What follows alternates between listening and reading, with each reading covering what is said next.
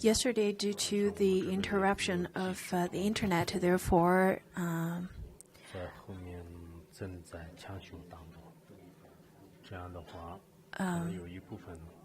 some people probably didn't receive the oral transmission. Therefore, I'm going to re-give the oral transmission of yesterday as well as today's oral transmission.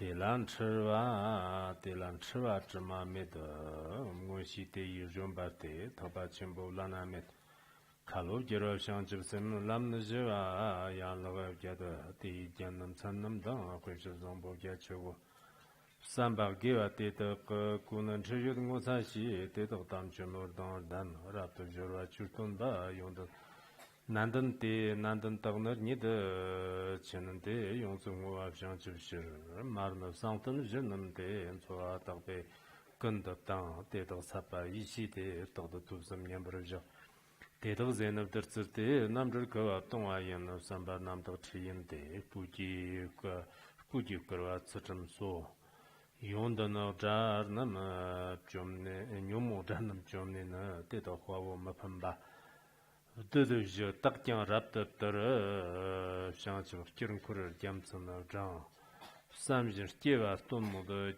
jewa me jamchongwa me da kanda yang kanda ta jangkanda na nawa na nima sharwa bjindago Andrin bamcho ba tamchi ji sanji shewam chodni jang dagdang sanji namla na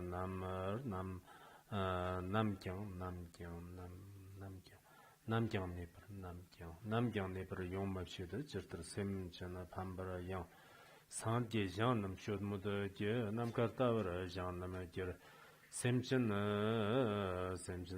da shi me da semchin kong zi kong gyag zi nam dang jarkat kong nam jinba dang jigmid yi shi sen hua nam gajir chiki tombar shi da Dăchile năm simătian, dar năm tian jisan je tapti parul chimba da hăte yushawa kanjang aston.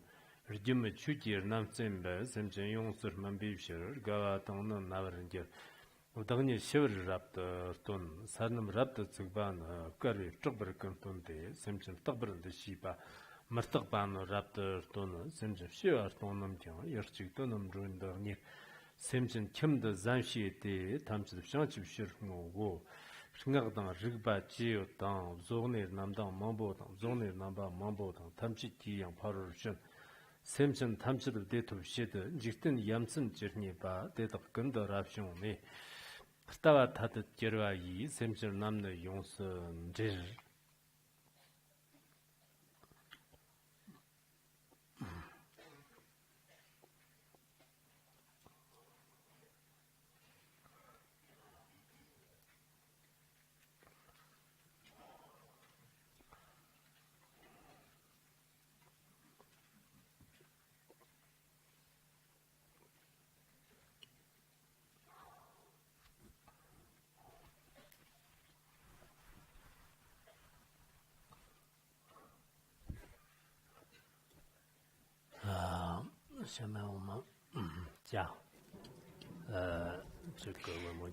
Now, let's continue with the Vimalakirti Sutra.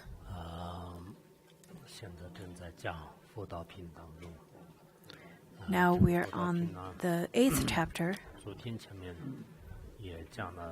As we talked yesterday, we've studied a part of this chapter. We've already learned part of the stanzas.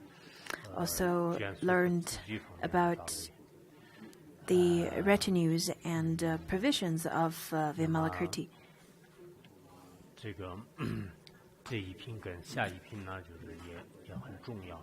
This chapter and next chapter are both important.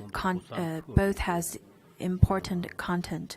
Therefore, I'm not really rushing to finish with lots of teaching every day. But sometimes the stanzas could be very difficult to understand and decipher. Through our explanations, there are different other ways of explaining it as well through different commentaries. Therefore, people who are presenting here, who are present over here listening to this class or listening through internet, listening online, all of the audience should listen to it very carefully. After each class, I see the after-class discussion groups has very good discussions. Their notebooks are all very their notebooks are full of notes. But on my notes, I don't really have too much of the notes, or at least not as much as yours. I also saw there are people who has a few notebooks and rotating, juggling with notebooks to give oral presentation. Well, that's very good because not everyone has immaculate memorization like Ananda, like the story that we learned yesterday. How about the other people who are listening, who are not here, who did not join the discussion group? But I guess people with lots of interest, who has good, serious attitude of learning, then I believe they have good notes as well. And for people who are not, maybe they would just spend the time in a rather careless manner and not listening to the class very carefully and not properly. So I think it's really important to listen to Dharma class properly and carefully so that you'll be able to receive the merits of listening to the Mahayana teachings. At the same time, you should also have this pure mind, pure inspiration to listen to the class as well.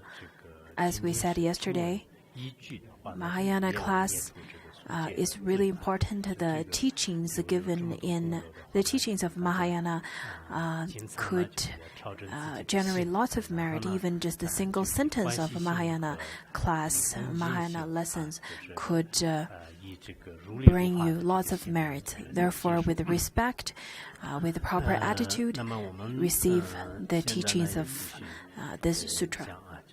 So let's continue with this sutra.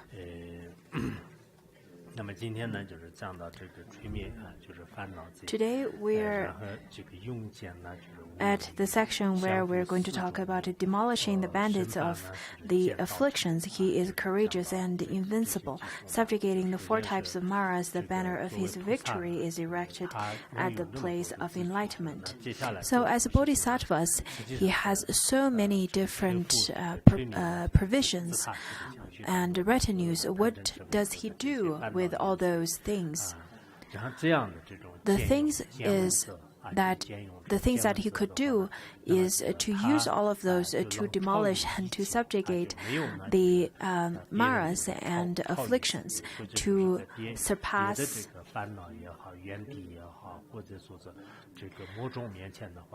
the afflictions or maras, and they're not going to they will always win over all those afflictions and afflictions.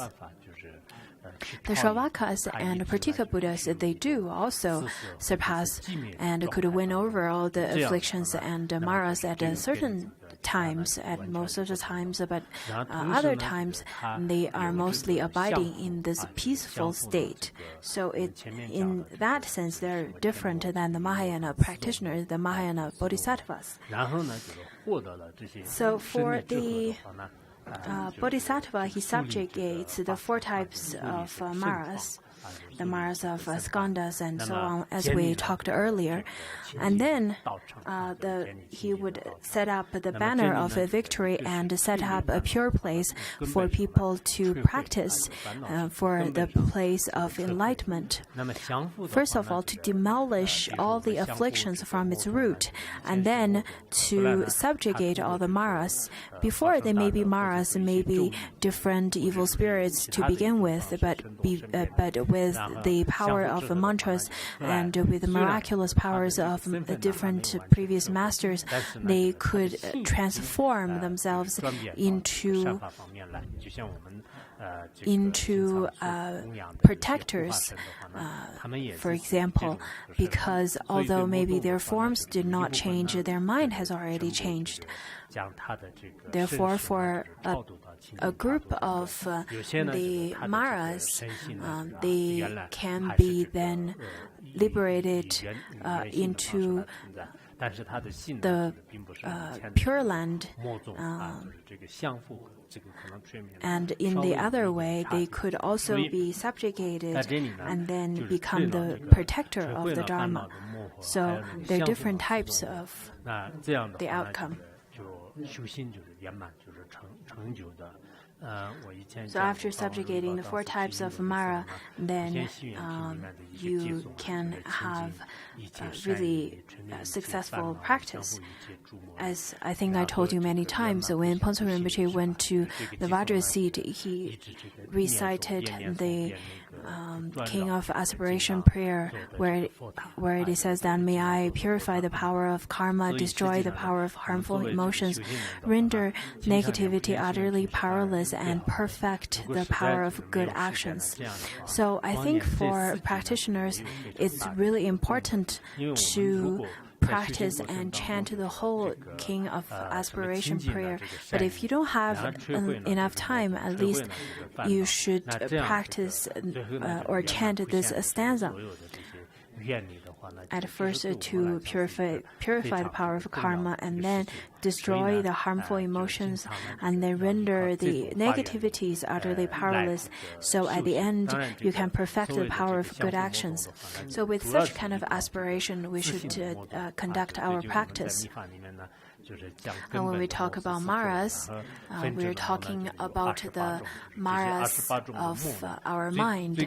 In the recent Vajrayana classes, we are talking about the 28 different kind of Maras. But once you recognize the nature of such Maras, you will then be able to transcend them and be able to subjugate them naturally and be liberated from them. People may often feel that Maras are on the outside, and if you see them as something external, then it is very difficult to perfect your own practice. So we should be looking at our own mind, looking at the nature of all the Maras and afflictions. That's really the best method. After subjugating all the Maras, after gain such a great victory, then you can set up a place for practice or a place for enlightenment, which could be understood from 2 ways. One way is that you can set up a practice place within your mind, and the other one is to set up a center in different places, in cities and in wherever you are. Or you can try your best to manage or to help out in different centers as well. The so-called Dharma centers, place of enlightenment, doesn't have to be so beautiful and so decorated. As long as it has or it provides a place for people to practice and study, then that's a good place for enlightenment. In the early 90s, I went to different places of enlightenment or different centers in different cities, some in South Asia, some in Hong Kong, and in Europe and North North America and so on. So when I went there, some of the centers are really small, but they are of great contribution to the local people. In mainland, in China mainland, nowadays, not many people wanted to protect them and want to continue to maintain the center for other people. The young monks don't want to do that. The older monks don't really have good health to keep up with the maintenance. Although lots of lay practitioners around, but they should really have some monastics over there. Many people recently they want to ask me to take over some of the centers. It's not really that easy. Maybe at the beginning, it's really difficult. But after a while, when the people who offered their centers, they feel that they couldn't continue to maintain this anymore. But afterwards, when the center is well maintained, then the person whomsoever offered it to start with, they want to get it back now. So it's really not that simple. Therefore, don't rush into manage any centers. When people do have a kind of pure mind to take over the center and run the center, then that's very good. But if you don't have a pure mind, if you want to gain some kind of benefits and want to gain something from it, if you have an agenda, then it's not really good. In my memory, there were people who left here and went to take over some center and manage the center. After a few years, then the center disappears, same as the person. So you really don't know what happened to them afterwards. But there are small centers. They start off really tiny, but their sole purpose is to benefit the sentient beings. Then slowly that small center could grow larger and become more popular and well known.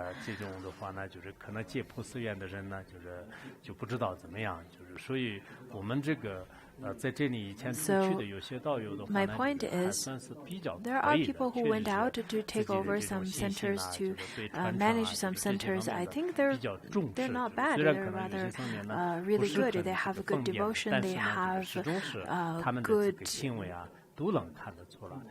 They have a good understanding of the importance of lineage and transmission. But afterwards, whenever you have some kind of fame, do not forget about your lineage. Do not forget about the transmissions that you receive and where you receive that. So for people whomsoever went out, who started their activity and career of benefiting sentient beings, I usually would use different methods to try to get their updated information, see whether if they are benefiting sentient beings or they've forgotten their previous or their beginner's mind or their initial aspiration to set up a center to begin with. Anyhow, by setting up any kind of center, there are lots of destructive forces in between the maras and the afflictions. That's very common. Over here in Laronggar, as Pansa Rinpoche, and over here, we rather didn't really encounter that many difficulties, but still, for people who stayed here for long enough, you know all these things that we went through.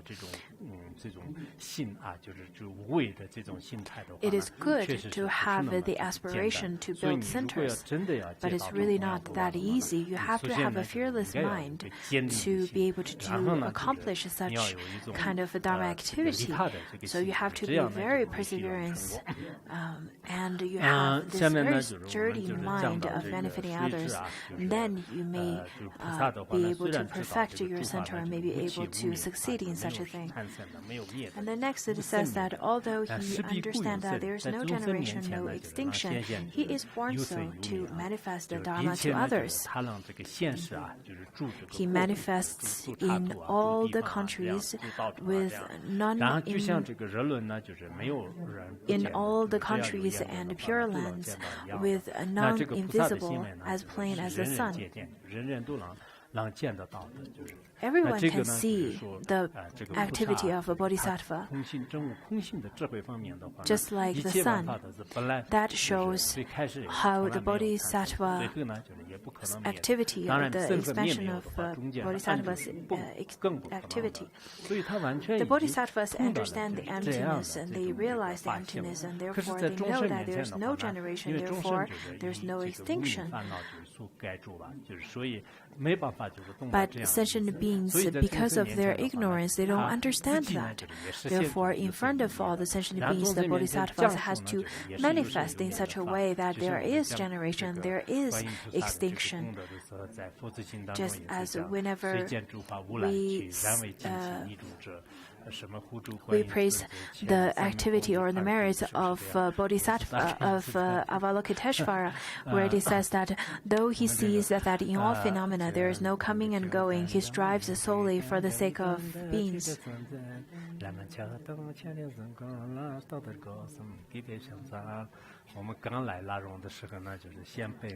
When I just came to Laronggar, this is the first text that I memorized. I did the recitation of.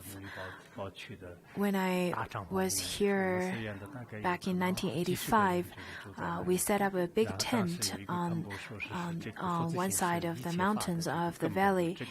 A Khenpo told us that 37 practices of Bodhisattva is the root of all the dharmas, of all the Buddhism teachings and practices. And therefore, upon hearing this, I then listened to such a teaching, and I memorized this during the day, practiced during the Dharma assembly throughout the day, and then in the evening we would go and listen to the class. So whenever I see people and hear people memorizing or reciting the 37 practices of a bodhisattva, in front of my eyes, a picture of the big yak tent just appear in front of my eyes. So what it says is that although the bodhisattva understands that the phenomena has no coming nor going, but in order to show the sentient beings, for the sake of sentient beings, they would manifest in a way that there is coming and going. So that's why we need to provide a good place, a good center, good place for enlightenment for sentient beings, to teach them the Dharma. In such a way, just like the sunlight shines all over the earth, where all the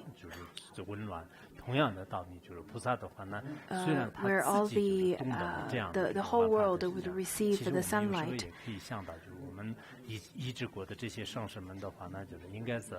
You can also think of all the masters, all the gurus. They in fact already realized the nature of all phenomena, the nature of which is no coming and no going. But still, they manifest themselves as someone who do not understand as the kind of beings who would continuously to teach the Dharma, to turn the wheel of the Dharma, and continuously to give the Amrita of the Dharma.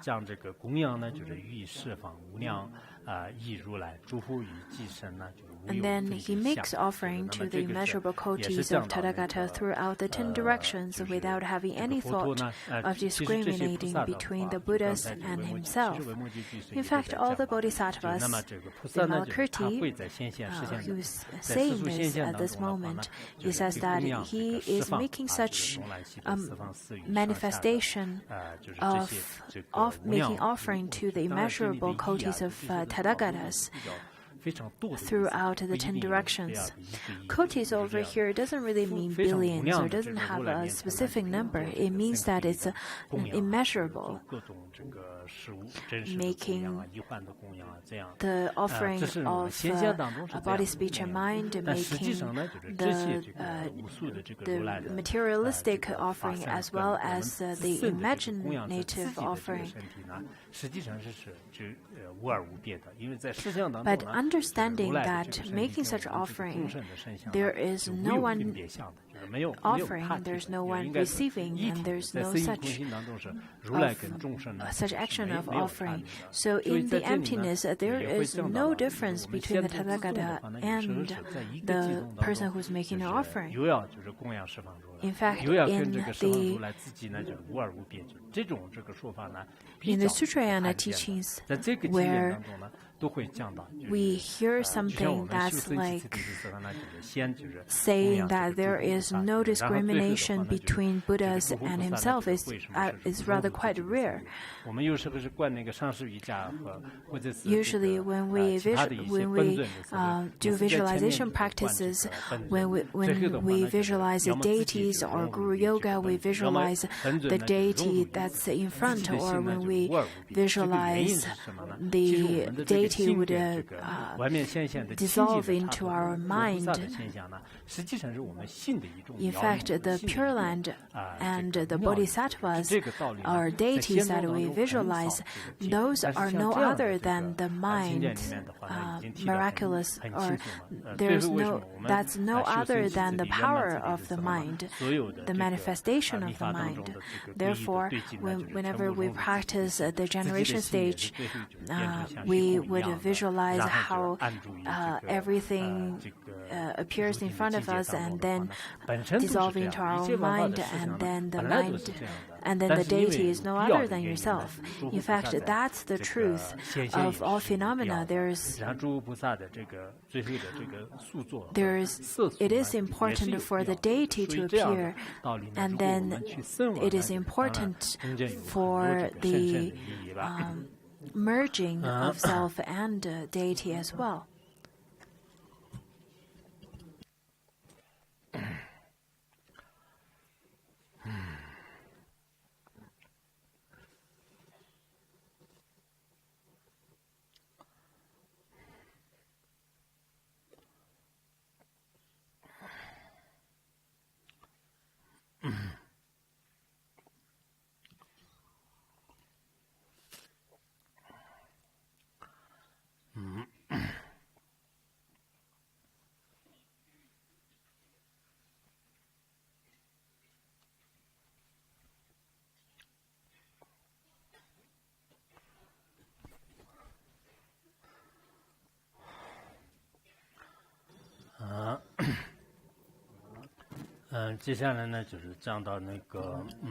So to continue,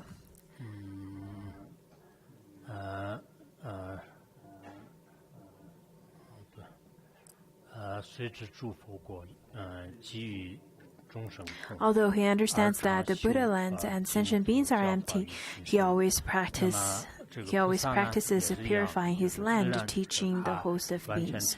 So for the bodhisattvas, they understand that The Buddha lands and the sentient beings, they may manifest in such a way. The pure lands or the impure sentient beings, they appear in such a way. But the nature is all emptiness, as it is said in the in the Shastra of Madhyamika, where it says that the nature of Tathagata, of sentient beings, of Pure Lands are all empty. So is it that if understanding that they're empty, we don't really need to do anything then? In fact, that's not. Because before the sentient beings are getting enlightenment, we have to accumulate all the merits and so that we can accumulate all these kind of provisions for our practice.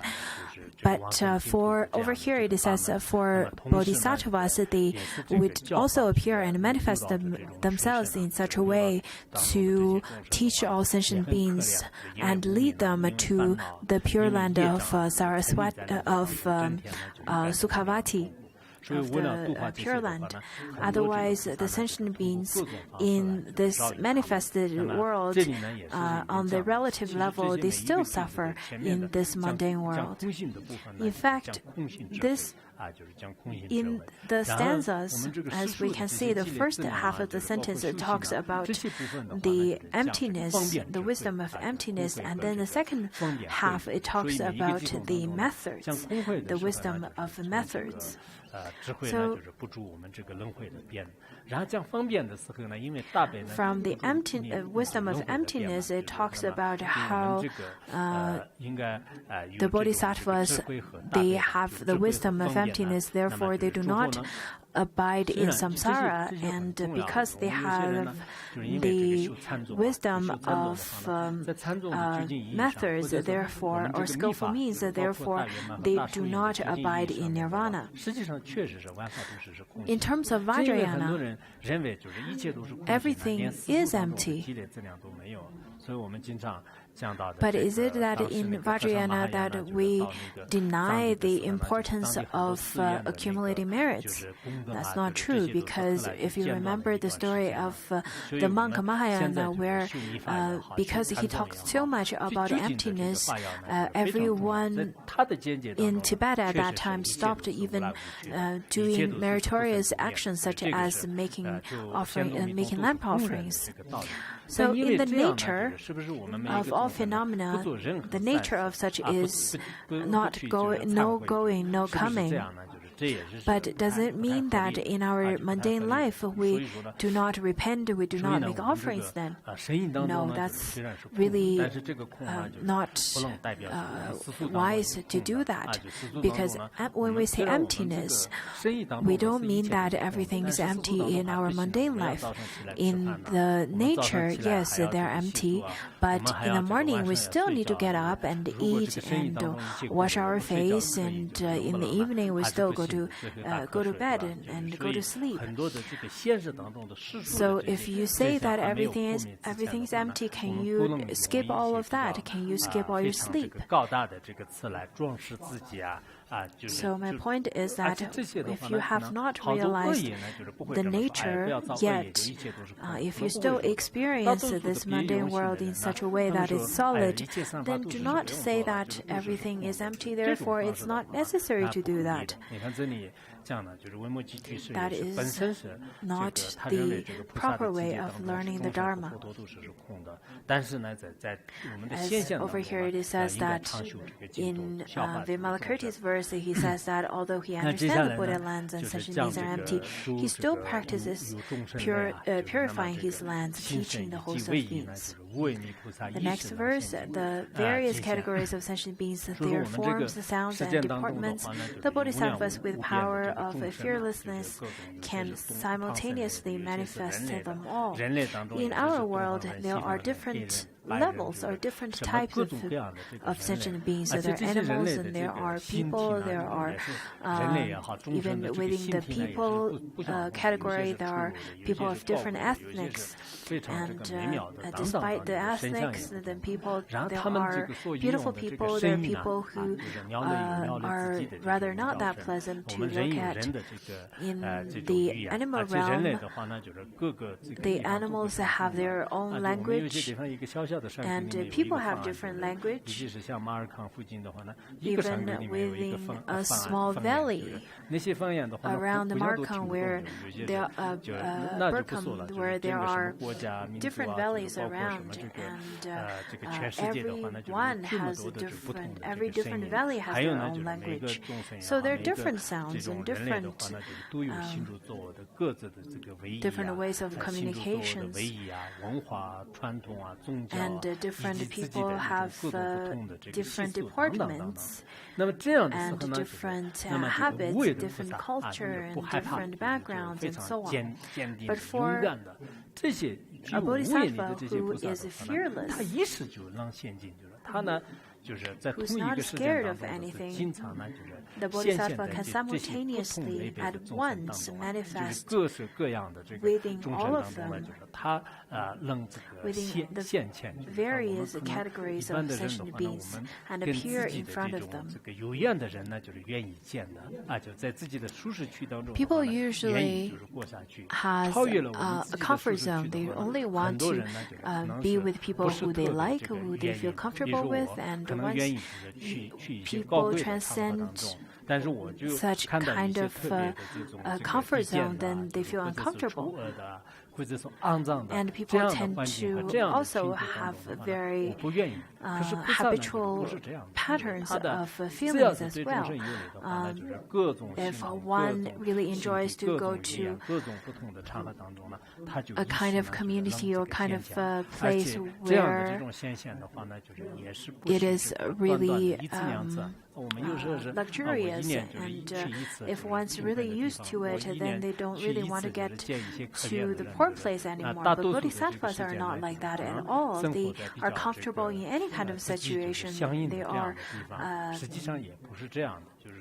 They are fearless to go into any of those situations at all. When sentient beings, as long as the sentient beings think of them, then they would appear in front of them despite the circumstances. As stated in Yuming Yuanshu's The Mind Mirror, it says that in every thought is the appearing of the Buddha.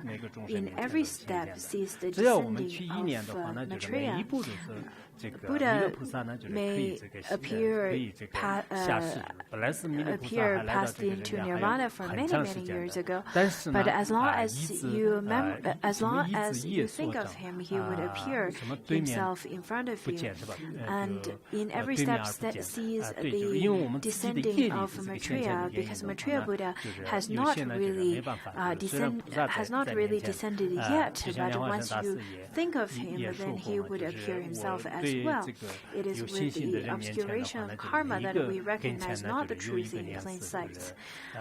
Also, this is similar to Pamasambhava.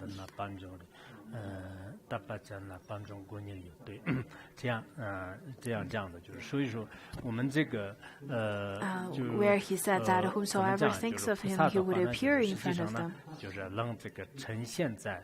So for bodhisattvas, they can appear in front of sentient beings who has auspicious connections with them, who has any connections with them.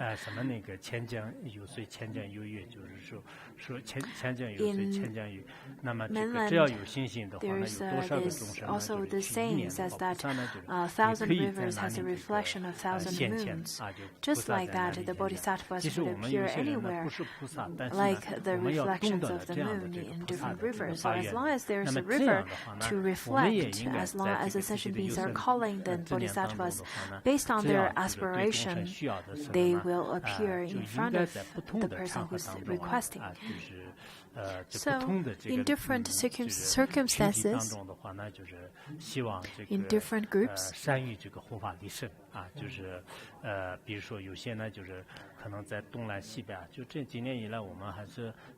I really hope that people could adapt such kind of attitude and help sentient beings and propagate the Dharma. Wherever you are, there are people who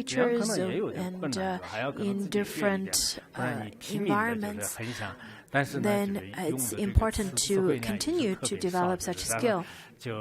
But for those of you who don't really have such skills or foundations and want to do so, I think it's quite important to spend more time in your in your leisure time to develop deeper skills so that you'll be able to study more of the Buddhism, foreign language of Buddhism. This adapting different methods and different languages to benefit sentient beings is the best way for bodhisattvas to benefit others.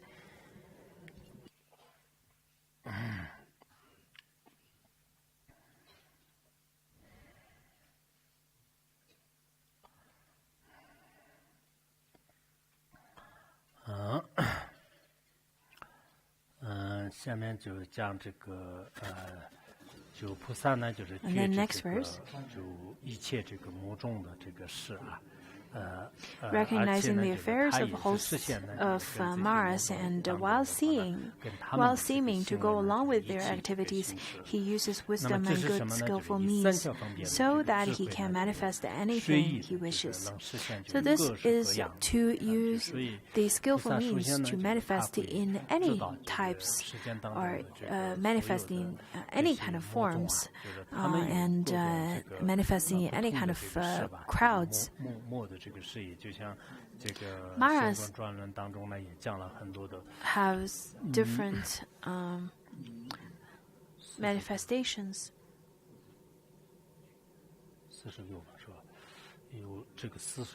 As stated in Clear Realizations, where it says that Maras has 46 types of Mara activities. A lot of those Mara activities are of the different mentalities of lamas and disciples. Ponzo Rinpoche said that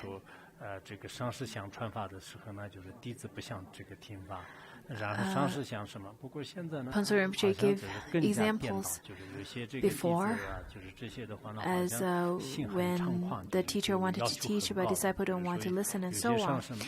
But I think nowadays it is even worse than it used to be. The disciples are so arrogant and they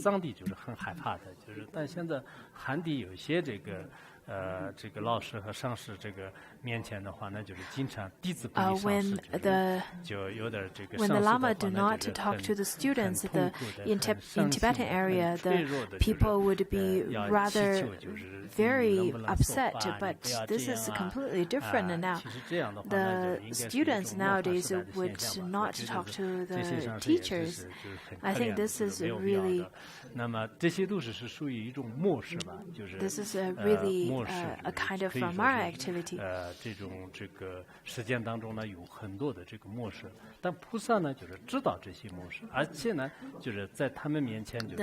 bodhisattvas, knowing the affairs of the host of Maras,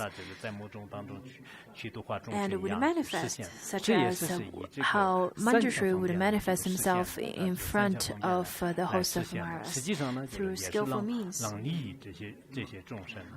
In fact, through such a way, it could really benefit the sentient beings. A genuine bodhisattva would get into the crowds of beings that needs to receive the Dharma or need to receive the teachings. Some bodhisattvas would manifest in prisons in very difficult circumstances. Some of those may not be bodhisattvas, but they would appear in prisons as well. Back in the 90s, there's a movie where it talks about a person who was within the prison, who was captured in the prison by mistake, and then was mixing himself with all the prison guards, and later got out of the prison. 那么下面呢，就是讲这个或者这个菩萨呢，就是实现就是衰老和这个生病、死亡。通过这种方式来to accomplish the liberation of hosts of beings。因为那么实际上呢，就是再一次他没有这种生老死病的这种痛苦，他了知呢一切万法都是如梦如幻的啊，就是通达呢就是无有无有这种阻碍，所以菩萨呢完全就明白就是这样的这个道理。The nature of all 我们以前 phenomena 用过这个报信人的 completely understood that in the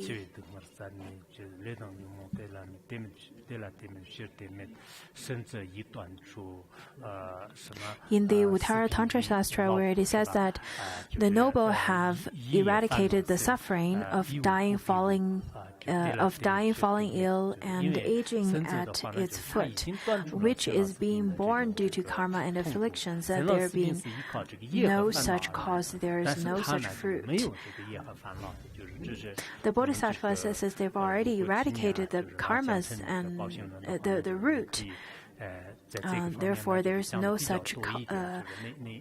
Therefore, they do not receive the fruition of afflictions because they don't have such cause.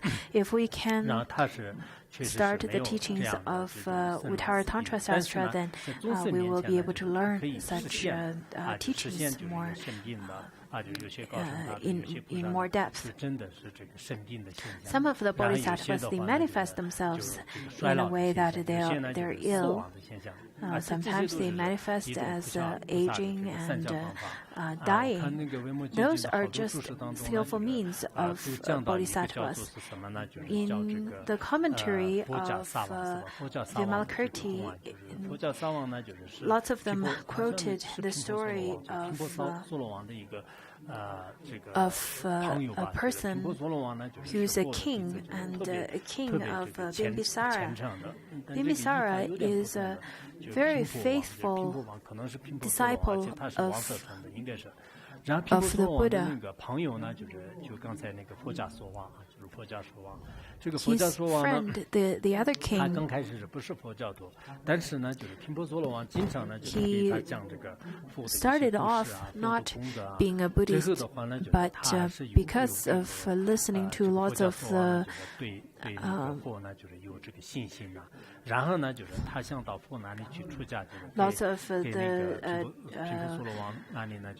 teachings from Bimbisara, and as well as his praise towards the Buddha, then this king also changed his mind, and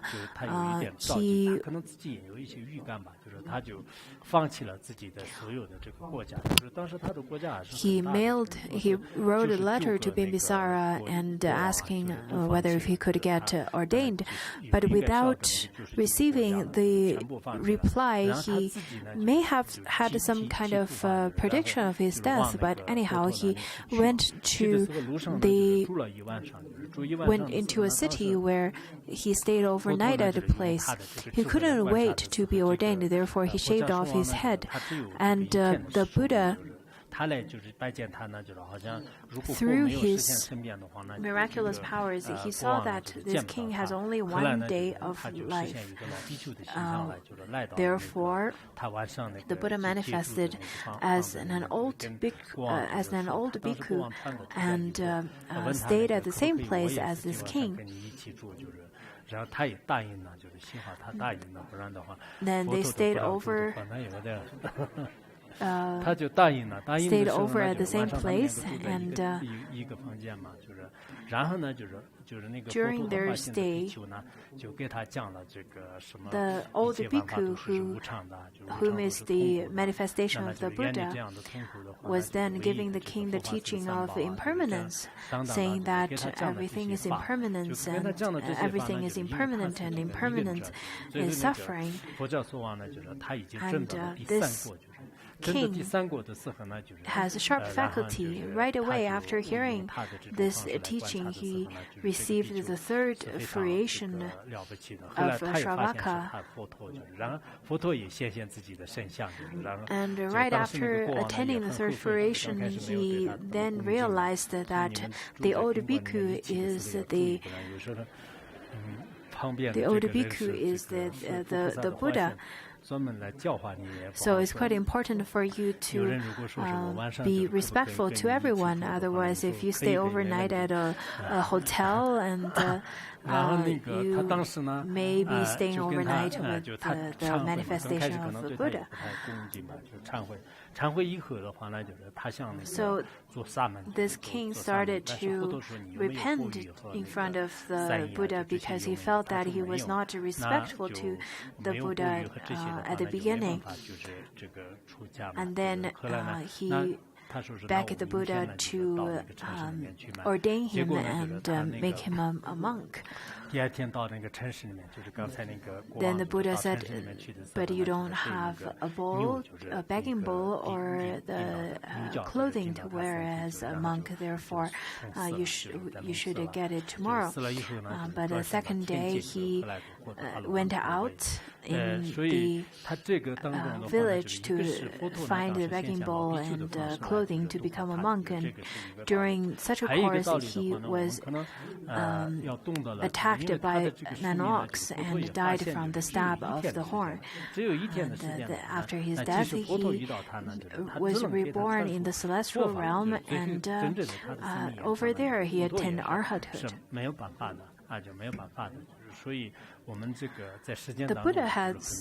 The Buddha, through his miraculous powers, foreseeing that this king had only one day of life, but there is no way to change it,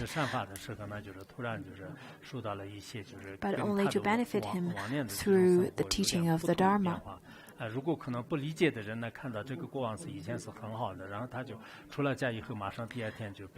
People may see this king as the mundane beings who don't have faith. They may feel very differently about this story, as the king started off being really wealthy and have lots of powers, but the second day after he got ordained, he died from attack of an ox. Then, of course, through such an angle, it's not really a good story, but it's a really good story of impermanence.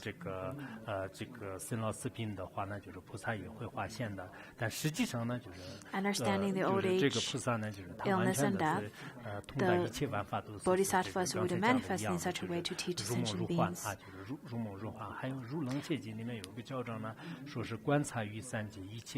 Everything is illusory, like a dream.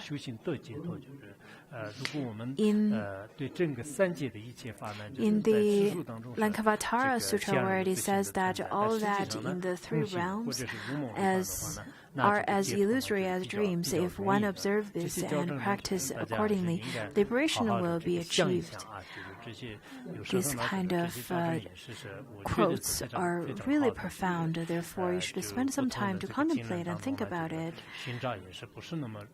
Different quotes from different sutras are in fact very difficult to find. Whenever I find very good quotes,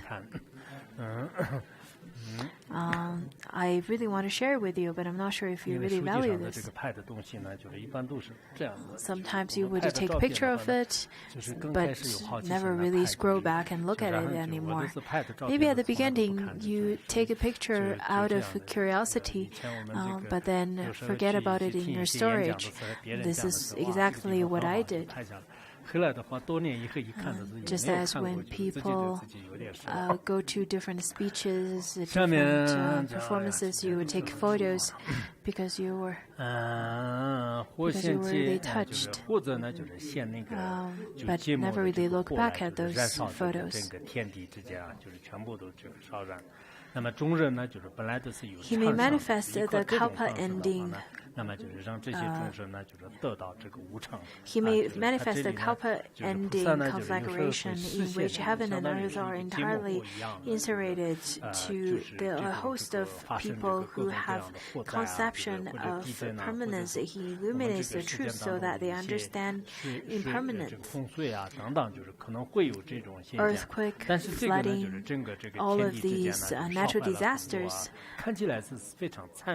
may seem to be really cruel, seem to be the kind of inappropriate actions or miraculous powers that's manifested by the bodhisattvas.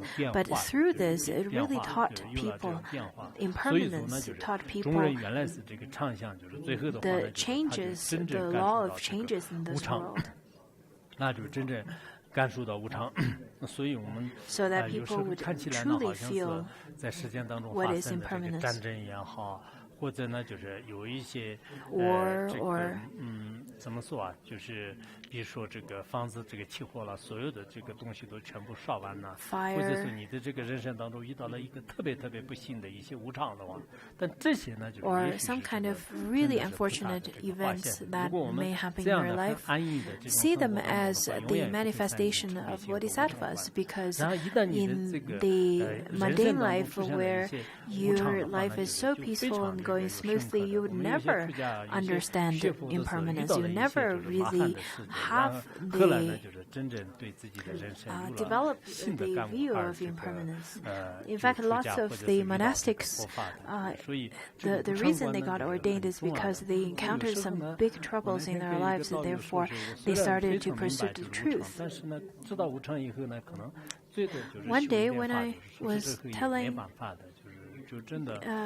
someone, when I was talking to a practitioner, I said that although I know there's impermanence, but there's really nothing else that you can do about it other than practice. I was talking to a lama in the morning during breakfast. In the same valley,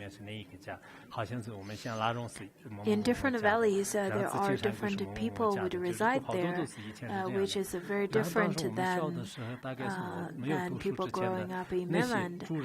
But before, when I went to schools, all the people that I knew who live in different valleys, they all passed away by now. During our conversation, I got to know that back in the 70s, I was in primary school in Lokama, where it is a county, and there were lots of mud-built houses, small houses. By remembering all the old owners of those houses and thinking of them now, after 30 years or so, they all passed away. So you can think of also the people who are in your life 30 or 40 years ago. They're already all gone, and all the things have already all changed, just like the leaves on the tree has changed as well. So it's quite important to remember impermanence. Just as in the Sutra of Impermanence, it says that the earth, sun, and moon will all perish in due time. Not one thing in the world can escape impermanence. Let it be mountains, let it be ground, the sun and the moon. There is nothing that will escape impermanence. So there's nothing in this world that ought to be grasped. Let it be sadness or happiness.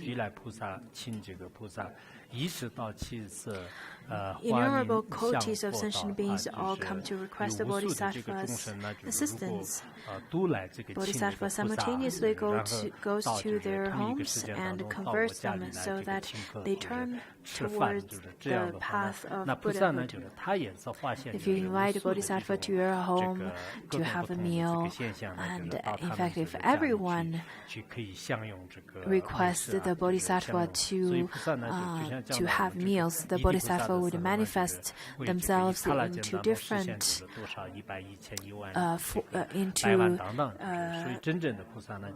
many numbers of themselves and attend to the different people's homes.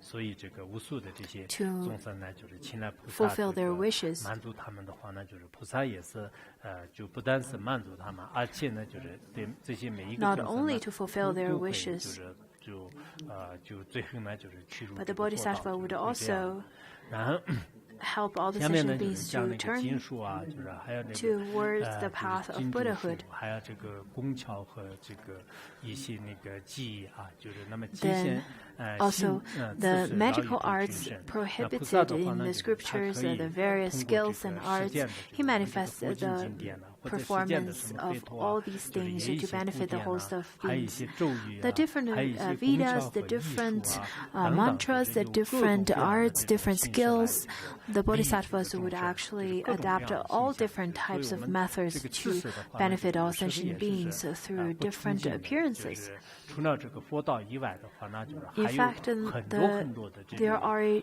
这个道理来 such 就是 vast scope 利益 of 众生的啊。 knowledge, 法王如意宝以前刚 and 开 you 始 can 的时候 adapt 建立 those 无 to 名佛学院 benefit 的时候呢， beings, 因为无 different 名佛 types 学 of 院里面 beings. 除了内 When 教 the 就是 Five 佛 Sciences 教以外呢，还有什么工巧门啊、 University 英明啊、 Academy 什么 was 这个 built 神明学啊，就 by 六分 Pongsa 的话， Rinpoche. 有些比较 He 传统的那个老的这个修行人的话呢，有点不明白，就是为什么你不建立一个光 he 佛 wanted 教的 to 修行 include 道 all the 场 five sciences, 对 all 要 the 那个为什么建立非要这样的一个特别就是带有实 arts 践的一些 and 知识的这个佛学院 the 呢？ poetry, 其 the 实我们 science 现 of 在可以 poetry, 看 and 得 so 到 on. 的，就是现在 Lots 如 of 果我们当时 old 这是一个修 practitioners, 行道 they 场 didn't 的，这是一 understand 个 why 佛教的道场的话呢，就是可 we 能 started 部分的 this 佛教 Five 徒可以 Sciences 进入这 Academy 个佛 rather 学院 than 的， just a 但是呢， simple 真正的 monastery 这个 for 懂得这个实 practitioners 践 to 各种知 practice. 识 But 的这样的 for 一些智者 but 的 as 这 of 个 now, 不一定 you 啊 can 这个 see 绕 that 这个道的， people 所以说呢， who 就真正的这个菩萨的行 are 为的话呢， attracted to 就 this 不仅 place 仅是 are 我 come 们一 from 个 different 佛教的这 walks 个 of 内容 life. 啊，就是应该是 And 现象各种各 maybe 样 they are 的。 not 我 attracted 看到那 by 个 the Dharma to begin 八宝 with 基金里面呢也 because 是这样， they 就是菩萨 have 呢 their 就是 own 以戒 interest 心 in 啊， this 就是 world 注意不 to 上的， start with. 也能这个化众生民族呢，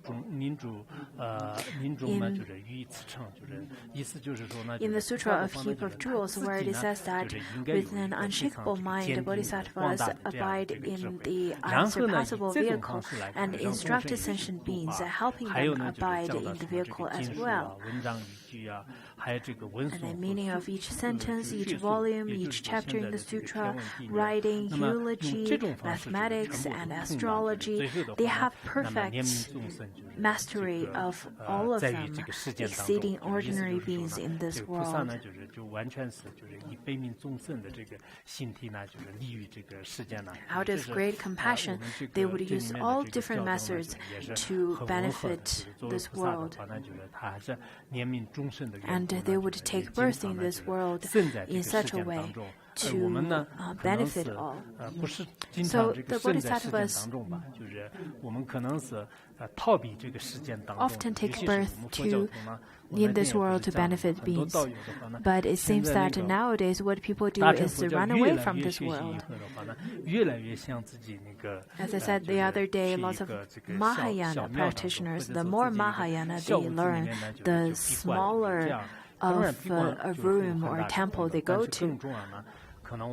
Of course, it's good if you take retreat in those. It has great merits. But I think in the future, we should also adapt to different knowledges in this world. We should also understand the different teachings from different religions as well, so that we can benefit beings accordingly. Because the world has changed. Nowadays, if you don't understand their knowledge, you cannot benefit beings. It doesn't matter how much suffering they are, and you're unable to help them anymore. So the last one is, in all the religious teachings of this world, does he leave home to dedicate himself thereby to release people from their delusions, so they will not fall into heterodox views. 然后呢，就是在这些当中呢，就是实现出家啊，比如说我在different heterodox 在僧人外道，在这个顺势外道的这个群体当中， a place where they have many different heterodox views and practices. 那么在这样的世间各种不同的 the bodhisattva would manifest themselves to be the kind of person, the kind of ordained person, a Buddhist mundane person to benefit them. In such a way to teach sentient beings to resolve others' confusions, so that people do not fall into the wrong view of heterodox and not fall into the three lower realms. In our world, lots of ordained monastics, they are not tainted by any heterodox views.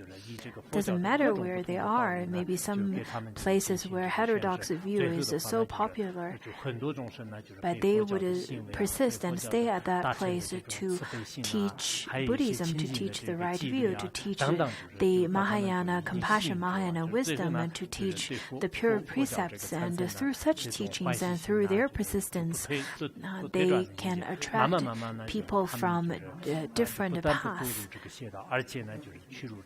Not only these people who came from heterodox path did not fall into the three lower realms, they then convert themselves into the right view and right path.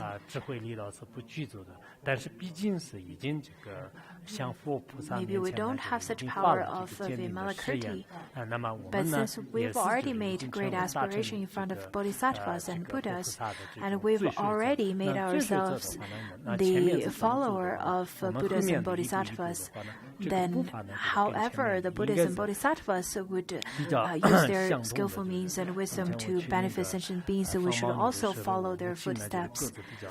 When I was herding yaks, my mother, who was taller than me, she usually walks faster, especially in snowy days.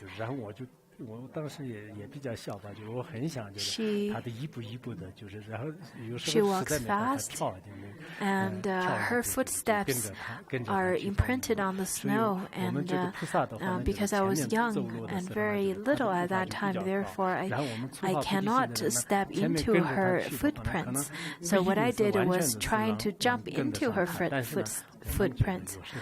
So what I'm trying to say is that although we cannot fully follow the footprints of the Buddhas and Bodhisattvas, but we should try all different ways and follow the Buddhas and Bodhisattvas' beneficial acts. Maybe you're monastics, maybe you're lay practitioners, but you should also all try to follow their footsteps.